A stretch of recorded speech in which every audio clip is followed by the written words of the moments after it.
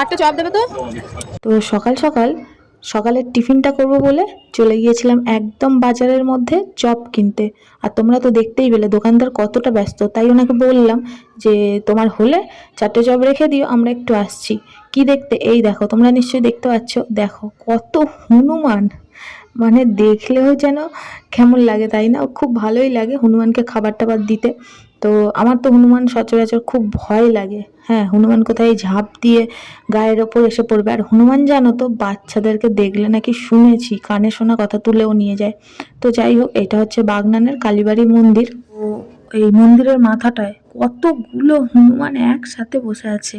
আর এই হাওড়া এলাকাটায় আমি এত হনুমান দেখলাম, মানে আমার বাপের বাড়িতে কোনোদিন এই রোজ রোজ যেমন হনুমান দেখি সেরকম কোনোদিনই দেখিনি। মানে মাঝে মাঝে, মানে সেই 9 মাসে 6 মাসে একবার করে দল বল নিয়ে এসে পাঁচিলে বসে থাকে, আর আমরা তাকে খাবার দিই। তো তোমরা আমাকে জানিও তো যে তোমাদের ওখানে হনুমান আছে বা আসে, সেটা আমাকে কমেন্ট করে জানিও। তো দেখো দোকানদার এতটাই ব্যস্ত যে আমিও একটা খরিদ্দার দাঁড়িয়ে আছি এবং কখন থেকে চাইছি সেটা ভুলেই গেছে। তো ফাইনালি মনে হচ্ছে আমারটা রেডি হয়ে গেছে। তো চপটা নিয়ে এখন বাড়ি যাই, দেখা হবে পরের ভিডিওতে। এখন আসি, টাটা।